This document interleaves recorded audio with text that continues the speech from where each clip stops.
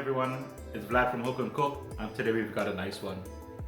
I'm teaming up with 5 other YouTubers and we're doing a Phagwah holy celebration. And we're cooking all vegetarian food this week for this collaboration. So my segment is going to be sweet rice and channa.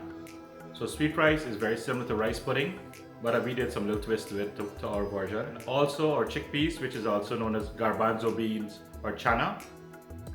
So let's go out in the kitchen and let's start cooking.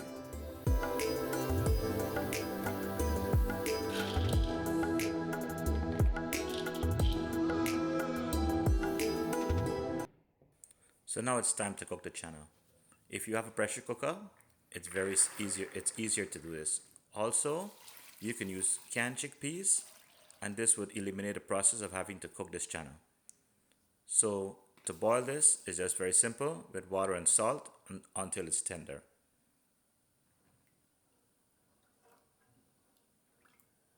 Before you cover to cook it, there's a lot of impurities that usually come up to the top and you want to remove this before it's cooked. Then we're going to cover this and let this cook again until it's tender. Very, very simple.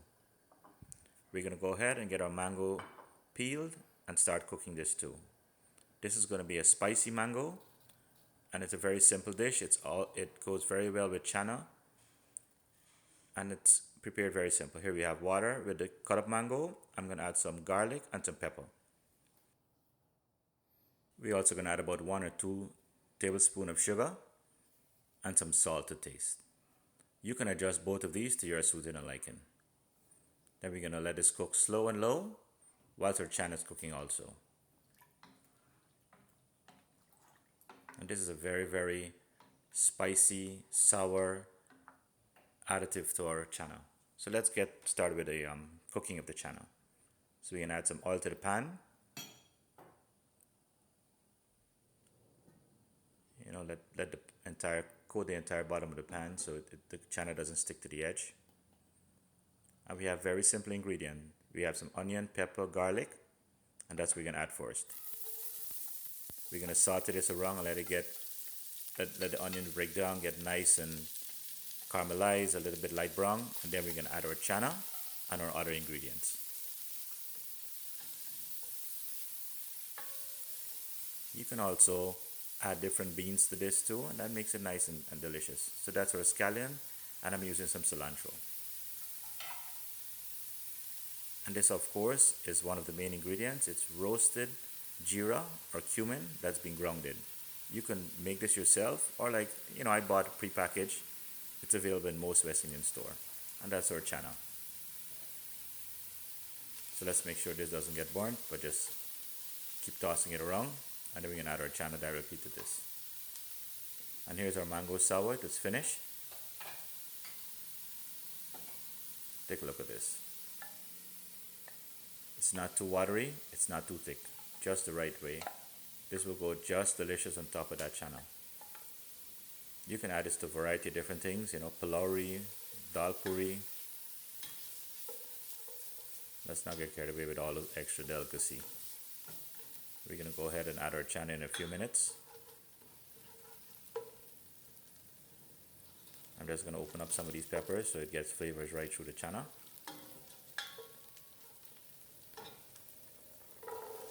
You can also add more salt if you need it at this time. But because I put enough salt to boil it, I didn't need to. And there's my Geera. And we're going to add our green seasoning on top of this, our fresh green seasoning. We're going to toss this around and it's going to be all done.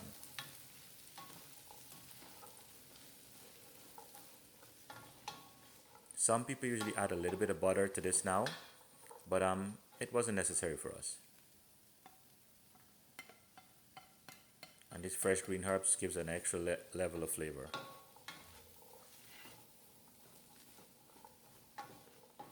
So whenever we're cooking channa in our home, man, my kids are they're just ready to hit the pot.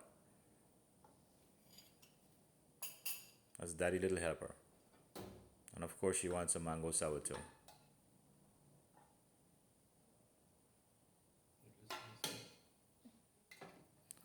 So now we're gonna go prepare our sweet rice. And I had these rice pre-soaked for about 4 to 5 hours. And that's helped to speed up the process of cooking this rice. Phagwah is celebrated mainly by the Hindu community. But if you grew up in Guyana or you have some Guyanese friends, they'll tell you we celebrate Phagwah with all different races and groups. Growing up with friends in Guyana, we couldn't wait for Phagwah Day. We enjoy going out with all our friends, having fun with people we haven't seen in a while. We can celebrate Phagwah with all the friends. People throwing water, they got beer, abrak, powder, and of course the food. You name it. Palauri, puri, sweet rice, chana, mitai, all these different nice things. At that time of the year, most people are fasting. Most of our Hindus, brothers and sisters, are fasting. So again, let's get back to the stove. Sweet rice is a delicate process. And if you're not watching this rice, you're gonna spoil your sweet rice. So we're using white rice. I use 1 cup of jasmine rice and I added about 3 to 4 cups of water. You gotta constantly stir this and do not make it stick to the bottom. So we're gonna add some clove and some cinnamon. And this is gonna give it a nice flavor. Some people add cardamom and some bay leaves and those stuff, but my kids are accustomed to this flavor, so that's why I keep it very simple. So we're gonna add some raisin, and we're just gonna bring them back to life by adding some water so they can puff up back before we add it to the sweet rice. And we have other different flavors we're gonna talk about in a few minutes. So our rice cooks a little bit faster, and then you gotta pay very, very close attention not to make it stick. A non-stick pan is best for this. Or you also keep it very low and keep stirring it. We're just gonna remove the cinnamon stick. We already got all the flavors out of there. We can take the cloves out too. So I'm just gonna constantly stir this. I'm gonna try my best to get as much water out of it as possible because I don't want it watery. I want it milky and nice and creamy and smooth. So as you can see, I'm trying my best to keep working it and not making it stick to the bottom of the pan. Also, you want this rice to be overcooked. That is the way that sweet rice is done. So this is the only labor intensive part of this cooking the sweet rice. You got to keep stirring it, but if you want the best result, that is what you have to do.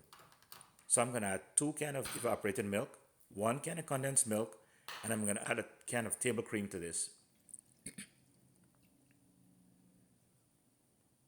So once this milk is added to the rice doesn't cook anymore from whatever it is at this texture. So this is where you got to be careful. I've done it in the past where, I've cooked the rice half cooked and thinking it was going to continue cooking. It never did. So if you want to adjust your condensed milk, there are these smaller cans that you can use. If you want to add more, or if you want to go less, you don't have to use a big can. So because of adding a full can of condensed milk, I didn't have to add any sugar to this sweet rice. Also, the table cream I'm going to put in is slightly sweetened, so that added a little bit of more sweetness to our rice. And this gives it a nice smooth texture and nice smooth flavor. So it's an added. You don't have to put this in if you don't want to, but this is where our little bit extra trying with different ingredients come in. So I'm gonna add a little bit of cherries. My kids don't like a lot of fruits in their sweet rice. So you see the water absorb into the raisin, and we're gonna throw out a little bit of that and add this to the pot. You can add some nuts, you can add different flavors of stuff.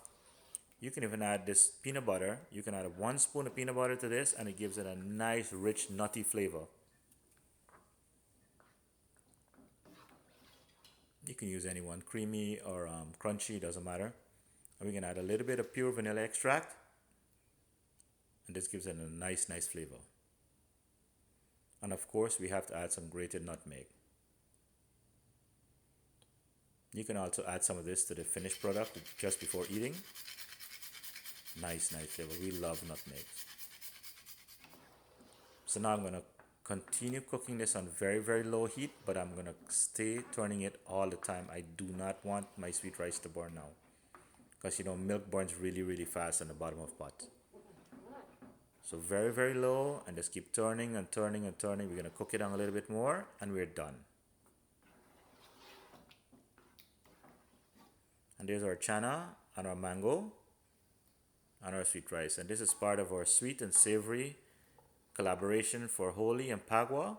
And we did this with a lot of wonderful, wonderful YouTubers.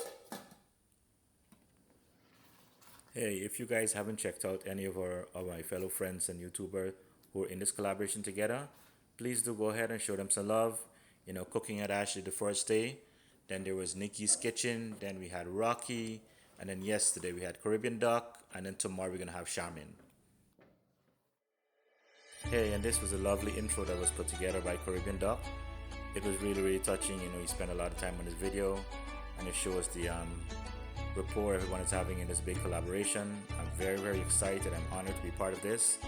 And of course, as I said earlier, you know, we had Cooking with Ash, lovely. Just check her out. We got Nikki's family from Schenectady. We've got Bean Rocky, and then we got Caribbean Duck, of course, and Shaman's Kitchen. And you guys got to tune in tomorrow to see what she's cooking. We're not revealing anything. Stay tuned.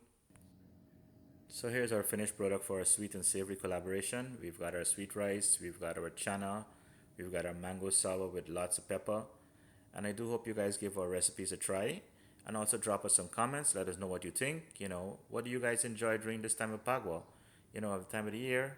Even though you may not be Hindu, let us know what you think about it. Thank you. Cheers, enjoy.